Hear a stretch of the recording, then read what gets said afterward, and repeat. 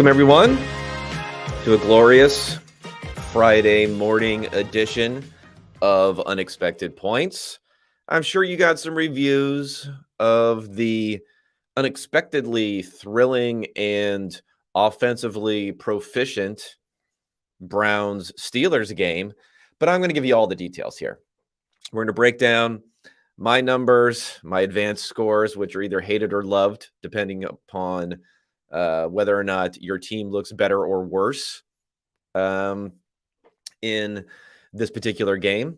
Both teams look, spoiler alert, both teams look fairly similar to what their score was in this one. Pretty good game for a game that had a 38.5 total going in this one. The over-under, 38.5. In our year of the Lord, 2022, we have a game with a 38 total where these are, these starting quarterbacks. I guess you could say that Jacoby Brissett is a placeholder there until Deshaun Watson comes back. But Brissett started some games in this league. He's not someone who's never started before. Trubisky has started some games in this league. The running attack for the Browns is pretty good. The Steelers, a pretty well-known franchise. Still, 38.5 over. And for over bettors like yours truly, we're sweating a little bit at the end there. And luckily, Mike Tomlin's decisions, which I'll talk about here, in particular, his decision to kick a field goal on 4th and maybe an inch, very near the end of the game, setting up the onside kick, which they would need to then go score a touchdown. If he doesn't do that there, if they go for it, they don't get it.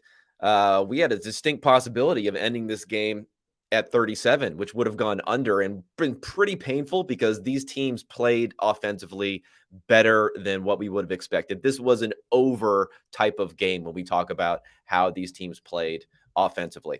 All right, let me get into all of this. I'm going to start by doing the high level type of stuff. Again, I mentioned the total 38.5, one of the lowest totals you could have here for this game.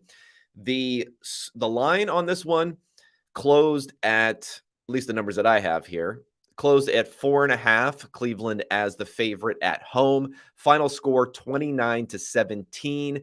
And again, it was sitting there at 14 to, I guess they only got 6 on that, right? So 14-23 for a while. So it was sitting there at 37 points for a while before we got the field goal, and then we got the last second fumble recovery touchdown to push it well into over territory. Luckily, that one play didn't determine whether or not someone was going to lose. If they had the under there, that it was already over after the strange decision-making from Mike Tomlin. Strange meaning strange according to nerds, probably not strange according to Tomlin, according to the book, according to the football guy book for Tomlin. I'll talk to Mike Tomlin again a little bit later in this game. So the adjusted score here, which everyone loves, of course, 29-13. So fairly close to what we saw here. The scores, you think they'd be higher in some ways because both teams played better. But the thing is, I not only look at success rates versus actual efficiency, discount outlier positive plays and discount on the negative side outlier plays that are more on the negative. I do all of that, make adjustments for turnover-worthy plays that are not interceptions that are not turnover-worthy plays, drops that are going to be inconsistent, contested catches are going to be inconsistent. The methodology is complicated, so I'm not going to get into everything, but everything's part of it. But what you should know is it's not really saying that Cleveland was as good as a normal team on a normal day that would score 29 points. Remember, they kind of got 6 freebies there, but they were better than what their score was up until that point, how well they've been playing. And it's not really saying the Steelers were only like a 13-point team because they played pretty well on offense too. The thing was, both teams only really had 10 real drives in this game. So it was just a grinded out type of game. Steelers surprisingly successful running the ball in this game, a 98th percentile run success rate for them. So they were able to sustain drives even when it wasn't coming up for touchdowns. There were not a lot of explosive plays in this game. In a lot of ways, the Browns rely upon explosive plays in their run game more than they do in their pass game, although they got a few longer plays from Amari Cooper this week that I will talk about. Okay, let's talk details here. Let's talk quarterbacks first. Got to start at the most important position in football. And Mr. Trubisky owned me. tip of the cap. Tip of the cap to Mitch Trubisky here. I've been complaining, begging, cajoling, whatever you want to say. Mike Tomlin, please put in Kenny Pickett. Steelers would be 2-0 if you had Kenny Pickett in there. They would have won last week. They were awful week 1, yet they came away with that victory. Now Trubisky has to have not only his best game of the season, but this is the second best graded game of his career. He had a 90 offensive grade in this one. Second best of his career. And he did it in an island game that everyone's watching. He did it in a way where, he's not going to be benched, even though we have this 10-day window after a Thursday night game to potentially go to Kenny Pickett, which I think they should do. Again, his first 2 games, he had a 90 grade this game. So I know everyone's going to say, oh, it wasn't Trubisky's fault. He played well. He had a 90 grade this game. First 2 games, 61.7 grade, 60.4 grade. First 2 games, negative 0.2 EPA per play for him. In this game, he was slightly positive when you discount out the that play at the end of the game where it's all the fumbles and everything else. That's not part of it. He was slightly positive in this game, but he wasn't a great efficiency type of game. It wasn't as good as his grading in this game, and that's because they were really poor. The Steelers are really poor on the high leverage situations. 1 for 9 on third down in this game. So that really brings down the expected points added. That brings down your efficiency, but we're not weighing those third downs any more heavily than we're weighing other plays when it comes to things like grading. So his, yards per pass attempt and things like that look better, and his grading looks better. The situational stuff, which goes into third downs with EPA per play, doesn't look as good for Trubisky because they were 1 of 9, which stalled a lot of drives also in this game. Not eye-popping traditional stats for the Biscuit here. 197 yards, no touchdowns, no interceptions. But we did credit him with 3 big-time throws, and that's what ends up boosting up his grade, giving him that 90 grade for the week, and no turnover-worthy plays in this game. Now, for the big-time throws, 2 of them were plays where they didn't gain any yards. So again, that explains the difference between the grading and the traditional stats and the EPA here. 2 of them were sideline-ish sort of throws to Deontay Johnson against Denzel Ward, which I'll talk about Denzel Ward.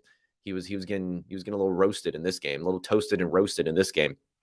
2 of them were against sideline throws against Denzel Ward, where neither one of them were caught. One of them we actually credited Deontay Johnson with the drop. The other one we did not, but it kind of hit him in the hands a little bit. Both of them I think were tough. The one we credited him with the drop I think was one that he should come in with. But again, when you have these drop and other sorts of designations where it's a binary designation, you're saying a drop or not a drop, every situation is going to be partially one, partially another. I think when it came to Deontay Johnson, these 2 plays, one of them was more like a 40% drop, 60% too difficult of a catch. The other one was more like 60% drop, 40% too difficult of a catch. So we credit him with 1 drop on those 2 different plays. Biscuit also had a big time throw to Freiermuth later in the game. I think it was on that drive that set up their last field goal up the seam between a few different people. It was pretty good throw. So pretty good game for Trubisky. Again, he stinks though. Okay, guys, he's 1 good game. He's already had 2 bad games before this. He's got a long history of bad games before this. Let's not get crazy after this 1 game, but this probably is going to give him more rope, which really annoys me because this is the 10-day window where they could look to turn it over to Kenny Pickett. And I don't know. Maybe I think I see some stuff here. Tomlin's watching the tape or something, which they always say. Not in that mindset when it comes to changing quarterbacks. And I do think it's hard after this one from a football guy perspective because Trubisky was not the problem in this game that they could have won. Now, great game for Jacoby Brissett too. 92.7 grade, even better than what we saw for Trubisky. That's back-to-back strong games for him. I mean, he's not a guy we're going to expect to be good a lot this season, but he had an 83.6 grade last week against the Jets. He was not the problem in that game that they lost. Outside of that late interception, you really wish he wouldn't have thrown that, but it was kind of in desperation mode at that point anyway. Last week, he averaged half a point added per play, which is extremely good number. This week, he was also well above average, about 0.2 EPA being added. And the Browns offense, again, only 10 drives, which makes it 10 real, like full drives, which makes it a little bit deceiving for the fact that they scored, 23 points before that late last touchdown. If you think about it, the Browns had an offensive stretch here where they went after a couple of punts to start the game, where they went touchdown, touchdown. They had a drop on 4th and 3. Amari Cooper had a drop, which should have been converted there. Field goal, touchdown. They were kind of cooking. Brissett and company were cooking there, and the running game was cooking. It was doing well, but it wasn't being consistently successful. It was an under 50th percentile type of game as far as the success rate for runs, but they had big plays. They were converting third downs, and they got some explosives in the running game. Now, I feel like I'm gonna have to hit up my man Sam Schwartzstein. If you see, Sam Schwartzstein is a guy who used to work for the XFL. Now he's working with Amazon. He's controlling their advanced stats account. He was on here for a podcast. I talked to him a lot. I wonder if he's stealing some of my talking points and giving them to the broadcast crew. I mean, not that it's like the most unique talking point, but when Brissett was signed this offseason by the Browns, this was before the whole Deshaun Watson thing. So he was being signed at that point, presumably to be the backup to Baker Mayfield, or if things weren't going to work out with Mayfield, maybe the backup to someone else. Not, necessarily to start. The reason I said I liked it so much is not because I liked Brissett as a starter, but I specifically mentioned how in his career he had been so successful converting 3rd and 1 and 4th and 1s. He only failed one time in his career up until that point for 20 plus attempts. So that's like a valuable commodity to have. I mean, they would bring him in for Phillip Rivers sometimes in the past when he was with Indianapolis to convert these sorts of downs. Those are high leverage plays. So like if you're going to pay X million of dollars for a guy to hold the clipboard on the sideline, why not get some extra juice out of that backup quarterback position by getting a guy who can convert those 3rd and 4th downs and can also take those hits rather than having your starting quarterback do it, even if your starting quarterback is athletic. So they mentioned this the first time he did it in this game, that he converted on a 3rd and 1, I think it was. They mentioned it the second time he did it in this game when they converted on a 4th and 1 with him. And then they mentioned it, of course, the third time he did in this game on another 3rd and 1 near the goal line here. So now he's up to 31 of 32 times he has run the ball on a design run, so a sneak or something like that. Jacoby Brissett has converted. Now, it's unsustainable. It's a 97% conversion rate. Unsustainable, of course, but I think we have enough evidence to say that he's pretty good at this, and I'm glad that they were bringing it up during the broadcast. I thought that was a big point, and, props to them, or props to me if you got that from me, talking about it, raving about it, about the entire offseason of what Jacoby Brissett could do there. One of the reasons why you discount the performances for these quarterbacks a bit is because neither guy was pressured that much. I like to look at fast pressure rate, which are pressures that happen in 2.5 or less seconds here. So 15% of the time, Brissett was under a fast pressure, which is a really low number. 20% of the time for Trubisky. So neither one of these guys were getting pressured. And the Steelers, this is going to be a concern, I think, until TJ Watt comes back. Now we have 2 different games where everything's been moving in the wrong direction in terms of their pressure. They blitzed 42% of the time in this game. This is the highest they've blitzed during the season, yet they had their lowest fast pressure rate. I mean, the Browns have a good offensive line, but still, that's a little concerning. In week 1, when Watt was there, and, they sack Burrow because Burrow takes too many sacks, but still, let's look at the fast pressure rates, which is not really Burrow's fault. If you're getting there quickly, you're getting there quickly.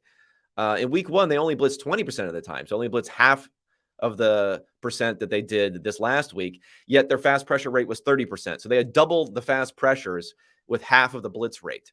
And then in week 2, 0 sacks against Mac Jones, 17% fast pressure rate, which is really, really low, 30% blitzes, which is kind of somewhere in between. So they're going in the wrong direction. They're blitzing more and more for the Steelers, and they're getting less pressure these last 2 weeks. We'll see what happens and continues to go forward.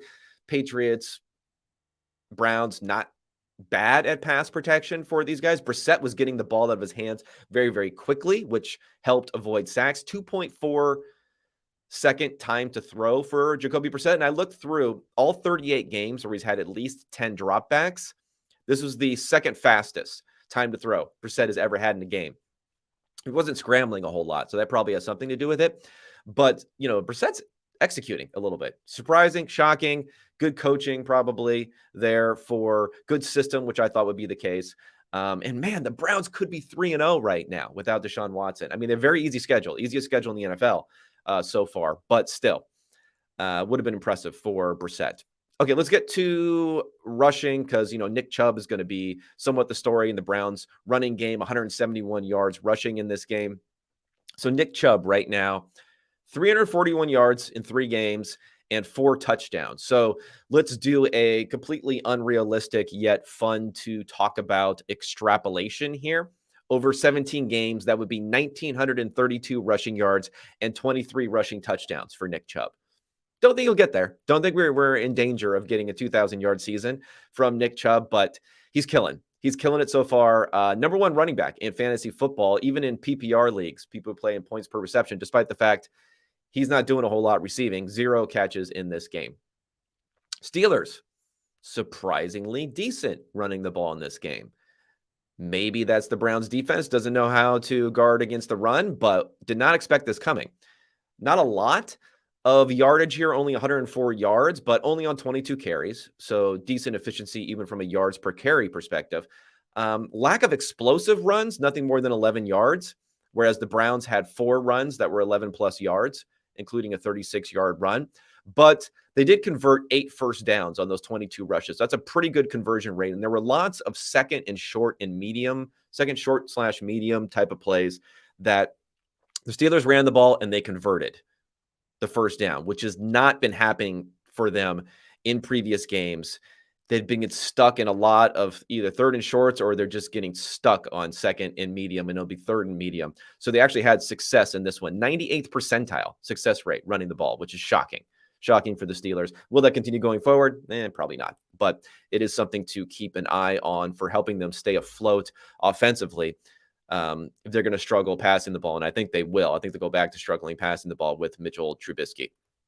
Okay, let's look at some of the receiving work here. I guess we got to talk about the George Pickens catch, the Odell Beckham-ish sort of over-the-shoulder catch. Great play, great catch, similar to some of the stuff, although on even a higher level that we saw during the preseason. But I'm going to be a little bit of a hater here. You know me. I love to hate. Actually, I got to get my where's my hater sound drop here. I hate you. I hate you. I don't even know you, and I hate your guts. Okay, so sorry, Pickens. I'm going to have to hate a little bit on you because still 3 catches for 39 yards in the game, 2 drops, 7 targets. So 3 catches on 7 targets in a game where Trubisky's being pretty efficient. And we're still getting nothing from Pickens as far as efficiency there. Now we can blame Trubisky, and I think Trubisky was getting a lot of blame, but still Pickens is like 1 or 2 notches below the rest of this receiver core when it comes to how efficient he's being with his routes or his targets this season. I mean, think about it. This year so far, Pickens is averaging 0.6 yards per route run, 35% catch rate. He's basically catching 1 out of every 3 targets. It's just like they're wasting targets, throwing it to him. He has 4 yards of yak this entire season. And I think that's like when my hater thing with Pickens, this is what I was hating on a little bit in the preseason and training camp, all the highlights and other stuff. The most impressive highlights, including this highlight that we saw last night from Pickens, they're impressive because it's a contested catch, because the coverage is pretty tight, because the ball has to be perfectly thrown and perfectly caught in order for it to be made a play. Well, guess what? Get open. How about that? How about that, Pickens? I know you said you're open 90% of the time against New England Patriots, but, get open. You'll have fewer chances to put up these contested catch, highlight reel type of plays, but maybe you'll have better than a 35% catch rate and more than 4 yards of yak for over 3 games if you're getting open a little bit more there. Just my point. Whereas Deontay Johnson's kind of killing it, even with Trubisky not playing well this season. Okay, David Njoku. I'm going to make sure I'm saying that correctly. I believe that's how I like to say Njoku, but it's Njoku. David Njoku is the other story in this one. 9 for 89 and a touchdown on 10 targets, 57 yards of yak. Again, that's like showing me something. That's showing me an explosive player who's doing something, who's getting open. Like, you've got to be open to get yak because you're not getting tackled immediately. I mean, it's good to see this breakout after he got this big contract extension in the offseason. But, you know, he still disappears a lot. He had 39 total yards in the first 2 games of the season. So you're going to hope this is going to presage things in the future. But more likely, this is one of his spike weeks that you're going to see periodically that's not necessarily going to continue going forward. What may continue going forward, and what I think is a positive thing to see here, is Amari Cooper going over 100 yards for 2 straight games. He had that painful drop on 4th and 3, but he is functioning as a go-to type of guy in key situations. He had 4 fourth down conversions. Would have been a 5th if he didn't drop that 4th and 3rd. He had a touchdown. That touchdown was from 11 yards out. So that's a valuable type of touchdown. This is not I'm going to hate a little bit more here. It's not like one of these Aaron Rodgers, Devontae Adams touchdowns for previous years where he just kind of like runs in there and you throw it to him. This is not a shovel pass touchdown. This is a legit 11-yard touchdown from out there. High expected points added, gained type of play there for Cooper. And he gives him an explosive element. While he's never proven to be like a most reliable target hog type of receiving weapon, he's giving them explosive plays, which they desperately need in this offense. He and Njoku is another guy who can give him those explosive plays, but he's not consistent. So Cooper, by giving us some explosive plays, get a 32-yard catch, a 28-yard catch. So those are some big plays that they need to get this offense rolling. That is going to primarily be running the ball and grinding things out a little bit more. Some other notes here. I mentioned Nick Chubb, no catches. He only ran one less route than Kareem Hunt, though. So that's interesting. Catches will come if he continues to get that kind of usage. I don't think he will necessarily, but he's not getting like screens that often and stuff, although he probably should. So at least he was out there, running routes. In No One Cares, but the most disgusting of dynasty and players here, dynasty fantasy players. David Bell has established himself now, the 3rd-round rookie, as the wide receiver 3. He had 19 routes in this game. Anthony Schwartz is pretty much donezo, I think. 2 routes, but he only had 1 catch for 6 yards. And it was a catch also where I think it was a 3rd down, but it was one that you wanted to get a conversion on. And he's not very athletic. That's why he fell in the draft, and he just couldn't quite separate to get enough and to get some extra yards after the catch on that one. On the Steelers side of the ball, Freiermuth, decent game. It's kind of like decent. Deontay Johnson could have been a bigger game with some plays down the field, but he continues to be their number 1 guy. It's just when you only have 200 yards of passing in total, it's kind of hard to have any sort of eye-popping numbers. Let's go to pass rush. Again, Steelers issues. 1 total pressure from any edge player, Alex Highsmith, who did have a sack on that pressure. Cam Hayward and Larry Ogunjobi had a couple of pressures each, but not a lot there. Not a lot for the Browns in this game, too. No sacks for Myles Garrett. He did have 3 pressures. He's really the only well-graded player in the pass rush, and no one else really did much for the Browns in that regard. Okay, let's go to Denzel Ward and coverage. This is another story from this game. He got paid. He got paid this offseason, which at the time, although it was surpassed thereafter, was the biggest contract in a per-year basis, though there was some chicanery in that contract. For a cornerback, former number 4 overall pick, he had a rough game.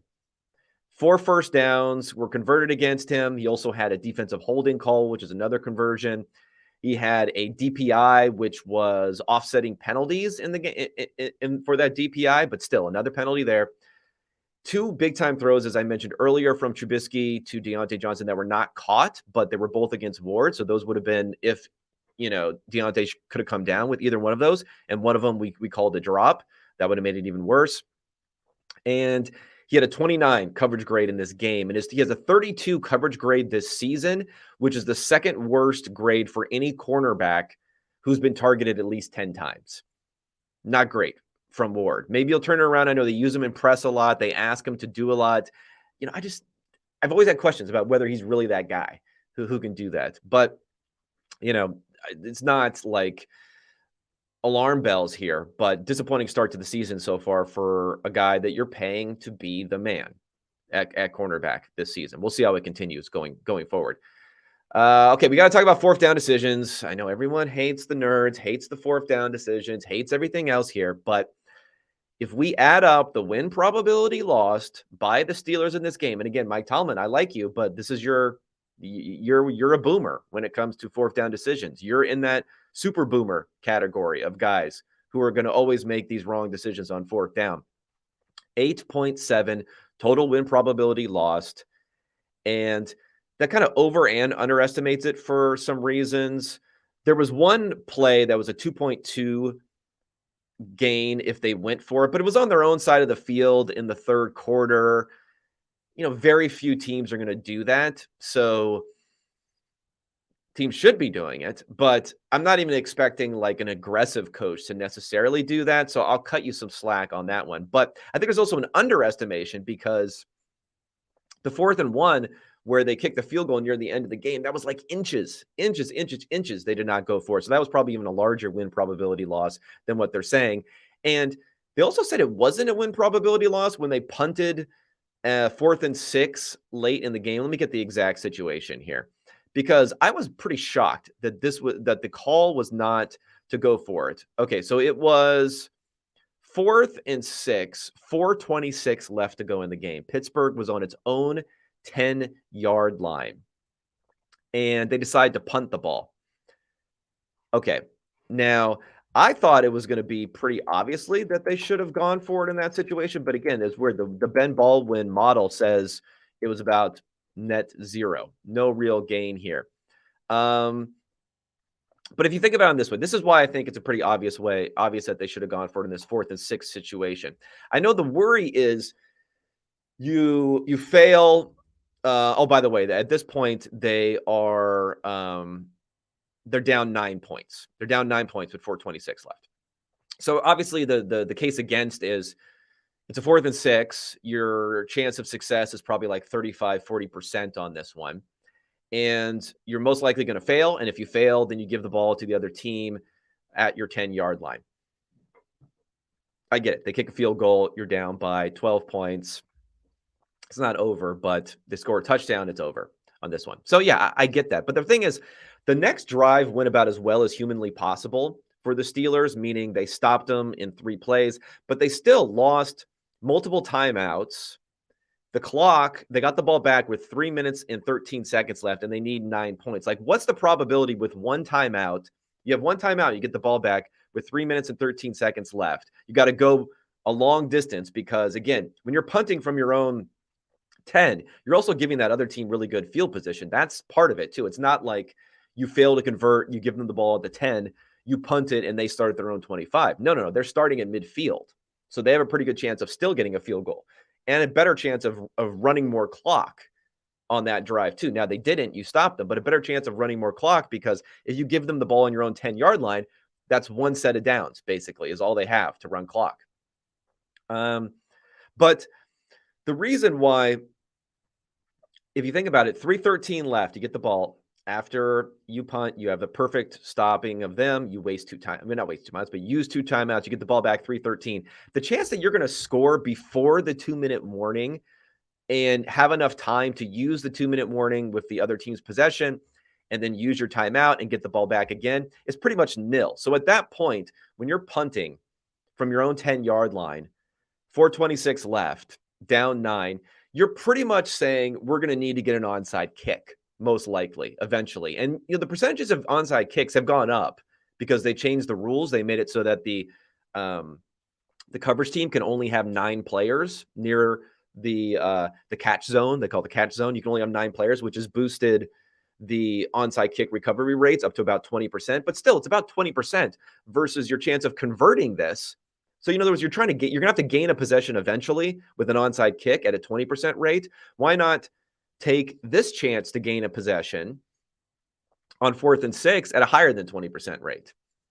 That's what it seems like to me. But again, the numbers disagree with me on this one. So there's that one, but it's just completely egregious, though, At the end of the game, it's 4th and a little bit over 5 yards. You get the penalty. Bad penalty by the Browns, by the way. 12 men on the field there. Third time in that game they had 12 men on the field. Some coaching issues there.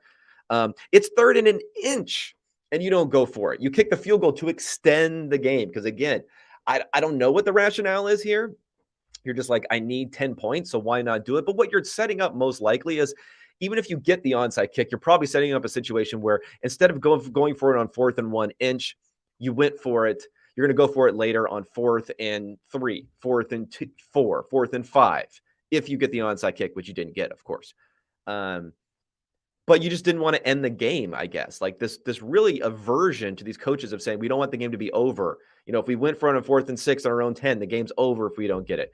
If we go for it on 4th and an inch, down 9 with 1:51 left, if we don't get it, the game's over because we only have one timeout. I just don't like that mentality.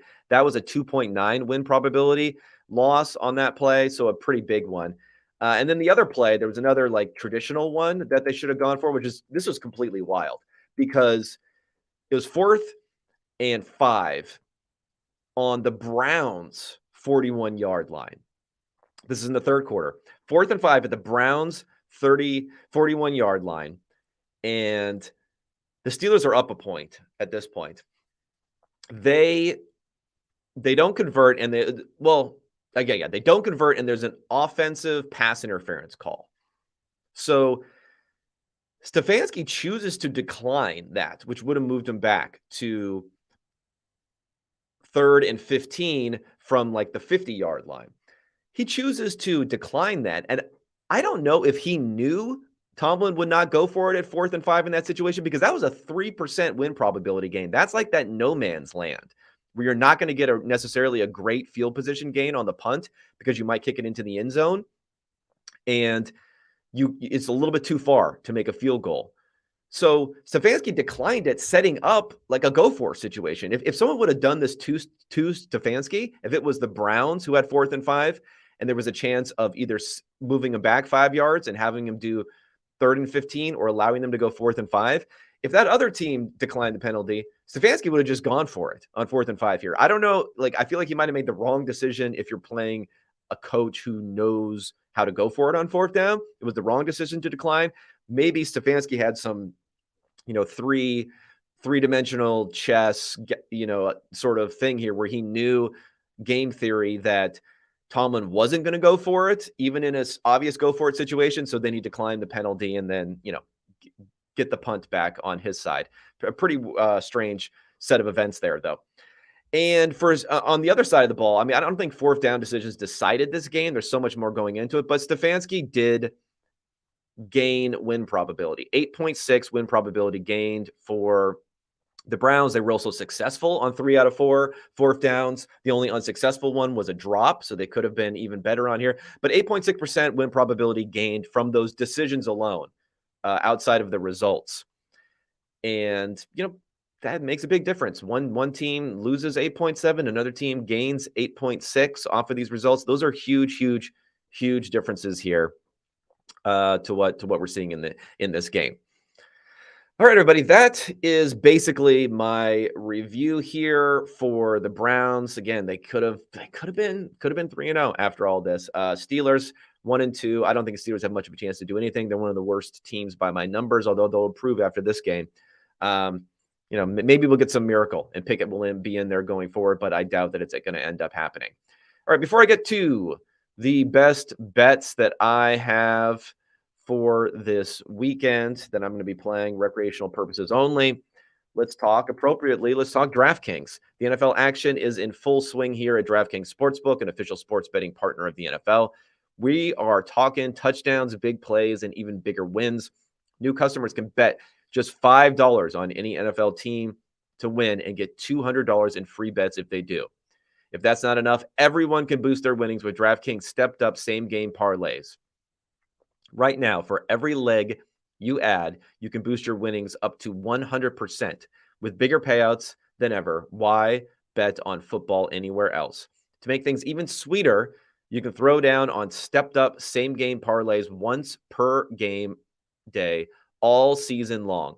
Download the DraftKings Sportsbook app now. Use promo code PFF to get $200 in free bets if your team wins when you place a $5 bet on any football game. That's code PFF only at DraftKings Sportsbook, an official sports betting partner of the NFL. Minimum age and eligibility restrictions apply. See show notes for details. And also quickly mention PFF app. Get it. Got it. Good. New layout, new format, awesome ways, especially for fantasy football, of checking out our rankings, doing player comparisons, start sit, all the information you want there on injuries, on blurbs, on what we're feeling about all the different players.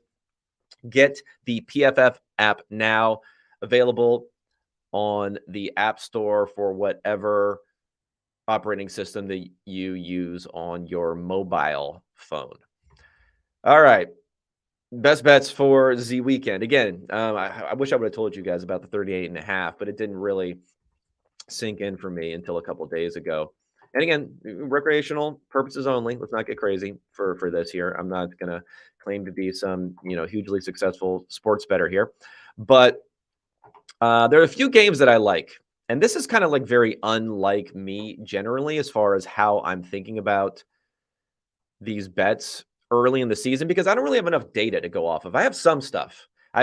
Where I'm comparing like how well a team has performed versus the final score according to my adjusted score. And it's going to play into some of this here where there may be a misperception of a team being better or worse offensively or defensively than we think, especially when there's like hype and narrative and everything that I'm at least sensing around these different things. So the first one is one of these situations where there's a lot of hype, a lot of narrative, a lot of good feelings about the Detroit Lions offense right now. And that plays into not that I think it's a good bet to bet on the Vikings, who are going to be at home in this one, who are 6-point favorites, but I think it's a good bet to go under in this one. So this is my first play for the weekend that I like a lot, under 52.5 points. Remember, we had Brissett versus Trubisky, 38.5 points. Here we have Goff versus Cousins, which, I like these guys. I like these system quarterback types of guys, but still, Goff versus Cousins. And the Detroit Lions team that wants to run the ball a ton if they can, especially on the road. 52.5. This is not very analytical, but I will blind bet under on 52.5. Goff Cousins. Any Goff Cousins matchup, give me 52.5. I will take the under. Although they did have that huge shootout, didn't they? Remember that that Rams Minnesota game that was like the game of the year? I think it was a Thursday night. It was a Thursday night one in LA where Cooper Kupp had like these ridiculously long touchdowns and they went back and forth. So erase that from your memory though. Let's concentrate on what's going on here for this game. And one of the big factors here is the Lions, because I think the Minnesota was overhyped on their first week, like their results from week 1, because they got like these blown coverage touchdowns, some other things that weren't like that indicative that they were that great of an offense. And for that reason,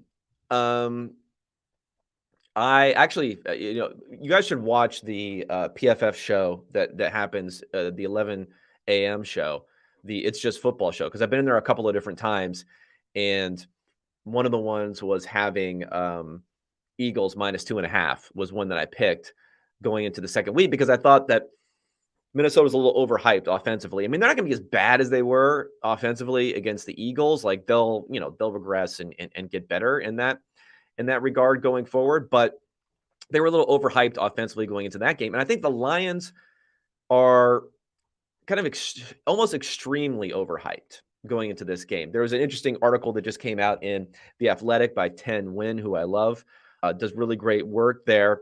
But I'll throw the but in there because I love Ted. But it was kind of tying into like the Lions running game, which has been awesome this year. Absolutely awesome. 7.1 yards per carry, 3.8 yards before contact, which has been awesome this year. But he had to tie it into, what this means for the entire like world, and what's going to happen going forward, and the whole NFL system is going to change, and this is the blueprint to destroying two highs. Yeah, I mean, if you could run for 7 yards a carry, if any team can sustainably run for 7 yards a carry, I agree. That would be a great way to, figure out what's going on and beat all these too high coverages. Well, guess what? No team's going to run for 7.1 yards per carry, including the Detroit Lions. They've had a bunch of outlier explosive plays from DeAndre Swift and from Amon-Ra St. Brown. I have their offense being about 6 or 7 points, maybe even a little bit more, worse than what their actual score has been this year. So they've had a good offense, but they look like they've had a fantastic offense this season. And it's really been based on these flukier outlier type of plays that just isn't going to happen. Just not going to happen as much as you think it is going to going forward. And that is really the main reason I like the under in this one, is because I think it is really being built into the Lions over under here. The fact that they scored 35 points in week 1, 36 points in week 2. And again, I had them more being like 30 points in week 1 and 26 in week 2, which is, close enough to get home. The Vikings don't have a great defense, but that was with this outlier efficiency that they're also getting there. And success rates are going to go down a little bit for this team running the ball. So that's going to take them down a bit there. And the Vikings offense still is in prove it mode for me as to whether this is all going to be a successful formula. They're passing it a lot. So if they also get down and they pass it a lot, that can lead to some outlier outcomes, either for them scoring a lot of points or them scoring very few points, like we saw against the Eagles last week. So for this one, I think it's just too many things leaning in the direction of Lions will regress a little bit offensively. They'll regress a little bit defensively too, which they have the worst defense in the NFL, according to my numbers so far this season, and what they've given up to a really good Eagles offense and a surprisingly okay Commanders offense. I think the defense will play a little bit better. There's been some signs there they can get a little bit better. And then on the other side, the Vikings defense is a bit of a question mark, but I don't expect pedal to the metal for Detroit in this game. So that's the first one. The under on this one. The second one I like is a side. And this is almost an entirely, I'm betting based upon my priors coming into the season type of thing. And I'm discounting some of the results that we've seen so far this year. And that is the Bucks minus 1.5. This was actually 2.5, and I would have been fine taking them at 2.5 at home against the Packers. It's gone down to 1.5. There's concerns about the receiving core, right? For the Bucks. That's going to be the big question. Mike Evans suspended. Julio Jones questionable at best. Godwin questionable really at best. I don't think Godwin's not going to play, right? Russell Gage and Brett Perryman are even questionable, but I think those guys will play, and we'll see some Scotty Miller in there also. I don't think Brady has been that bad so far this year. He's just not throwing it much. Their pass rate is way, way under expectation. It's 10% under expectation after being the highest in the league last year at 10% over expectation. And they haven't had to really pass the ball a lot. And they faced two defenses in the Saints and the Cowboys, who are legit top 5 defenses. I mean, Cowboys might be a top 3 defense so far this year. So I think that was the plan to grind it out here. Now, the Packers are also a pretty good defense, but I think the Bucs will open it up a little bit more in this game. We'll pass a little bit more in this game. We saw the coverage bust from the Packers in week 1. And the thing is, we just don't know anything about the Packers. So I'm also betting on Packer uncertainty being higher than Buccaneers uncertainty, because the Buccaneers defense has been awesome so far this year against a Saints offense, which is pretty good, and against a Cowboys defense, which, while Dak Prescott was there, should have been functional, but they weren't. So the Buccaneers defense has been awesome. The offense, again, Brady looks good enough passing the ball to me. I think they can turn things around. Not great that they don't have all these receivers. Not great that they have the interior problems on the offensive line, but I'm confident they can be functional, at least on that side of the ball. Packers, defensively, bad in week 1 with coverage busts, good in week 2, but that week 2 game, again, offense bad in week 1 against a normal NFL team, the Vikings, good in week 2, but in week 2, they weren't playing a normal NFL team. They were playing the Chicago Bears. Chicago Bears are probably the worst team in the NFL. Chicago Bears were not even trying to pass the ball. The Packers ran, Aaron Jones is running for 9 yards per carry. They didn't have to show anything as far as a functional passing game here. They had a few passes to Sammy Watkins and some other things going on. Alan Lazard they've proven nothing as far as their ability to pass the ball and have a functional offense. And they haven't really proven defensively. A team that we're assuming is going to be a really, really good defense is actually going to be a really, really good defense. They probably are, but they've proven less to me than the Buccaneers have proven so far this season. So for that reason, the Bucs are being treated as almost equivalents at 1.5 with these wide receiver injuries, is almost being an equivalent, if not slightly worse-ish sort of team with that spread. And I think they're a better team. I think that overall they are a better team in the NFL right now. So I'll take that despite the fact that they're missing the wide receivers. I mean, I think that's kind of overplayed. And I think it's more the offense hasn't been turned loose as much as it could be so far this season. Okay. So those are two of my plays. And my last play here is an interesting one. And this is going to be a little bit based on some things outside of the numbers. This is not a numbers play. This is a game scenario play for me. And that is going under in Jaguars at Chargers. The over-under right now is 47. And unfortunately, it's been moving down. So, like, it would have been a little bit better. It was at 48 earlier this week and moved down a bit. There are a few different ways you can get home on this one. Number one, I guess there's some chance Herbert won't play at all, although I think he will. But number two, and especially when we contrast Herbert here versus Jameis Winston and his, fractured back, which actually isn't that big of a deal. Romo played through it before. It's a pain management type of situation. It's not a re-injury risk type of situation. Herbert and his fractured cartilage in his ribs, that affects your passing way more. It's way more exposed to a sack. Like, the probability that Herbert misses a series, misses a half, gets knocked out of the game, can't play at all, his play is highly affected after getting hit. All of those things are highly in the probability of maybe this will happen in this game. And I don't think it's fully being priced into this 47 number, because I think the Jaguars defense is not that great, but I think the Chargers defense is really, really, really good this season. I think they might even have like a top 5-ish sort of defense. So I don't think it's really being priced in at a number, which, I mean, it's not for Justin Herbert, a 47 number is low, but I think he could be really affected by this. And another thing is Herbert, there's all this talk about the offense does not throw the ball down the field for the Chargers. Part of it is scheme. Part of it is weapons. So part of it is scheme. Everyone focuses on scheme.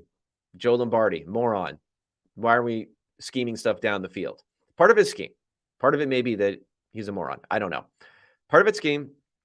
Part of it is weapons. You have to have receivers. Receivers control a lot of average depth of target. Look at Tua throwing down the field now to Tyreek Hill.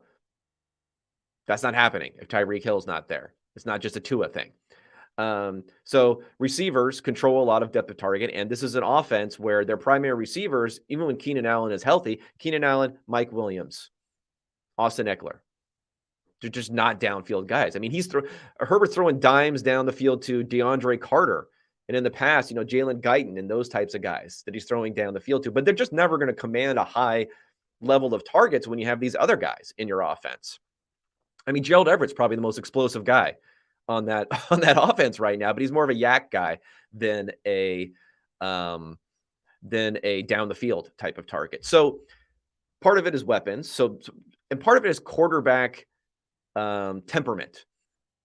Like Andrew Luck, midway through his career, flipped over from being a risk-taking, throw the ball down the field, take a lot of hits. But he took so many hits and got so injured that when there was a scheme change to Frank Reich, so there was a scheme change, he really leaned into it and got rid of the ball early and suddenly became a quick time to throw, short A dot, don't take sacks type of guy. Same thing happened to Ben Roethlisberger. And part of it for those two guys is they were taking so many injuries that they were affected by that.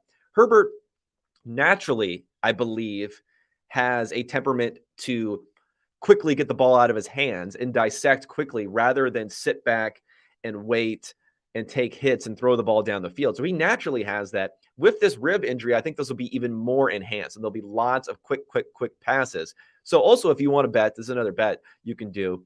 If you want to bet on, some player prop sort of stuff, I would say Eckler There's no bet up for Eckler in this game. How's that possible? Okay, well, we'll find it. With Eckler, if Eckler gets some player props up here, I would love that. I would love whatever over he has on his receptions in this game. But that's really it. So that's down. And then the other side, the Jaguars, they look really good, but no pressure last week against the Colts. They're going to get pressured against the Chargers. Chargers are getting a lot of pressure now with 4. And then everyone's healthy. Derwin's healthy. Everyone's healthy on the back end there for this game. So they're going to get a lot of pressure. And then we'll see. We'll see what Trevor can do. You know, he didn't face a ton of pressure week 1, and he was shaky. He was great week 2. No pressure, no offensive pressure. Also from the other side of thinking we got to score. I mean, the Colts didn't score a point. So I'm not sold on this offense for the Jaguars, which has looked a lot better and functional this year. So I know it's a lowish sort of total. It's a total where if you plug it into a model without accounting for the Herbert injury, the model is going to tell you take the over clearly on this one because part of it's being priced in. Don't think it's enough. And that's my third and final best bet is under 47 points for Jaguars and the Chargers. All right, guys. Hope you enjoyed this. Hope you enjoyed the Thursday night wrap up. I'm also making appearances on the PFF Fantasy Football Pod. If you want to hear me going through with Ian Hartitz, shooting the shit about AFC and NFC teams every Wednesday, that will be coming out on YouTube or on your favorite podcast platform. Leave me a thumbs up here if you enjoy what you're hearing. Leave me a comment. I see them. I read them. I don't take too much offense if someone's making a good point, a good constructive criticism point. And if they're making a bad point, then I just ignore it. But I love the commentary that you guys got there. A lot of smart viewers and listeners to the pod, which I enjoy interacting with. Otherwise, I'll be coming back at you on Monday morning to review the Sunday night game and all the rest of Sunday's action. Until then, everyone, have a great weekend. Have hopefully a profitable betting weekend if you're into that sort of thing. And I'll be talking to you on Monday. Thanks so much, guys.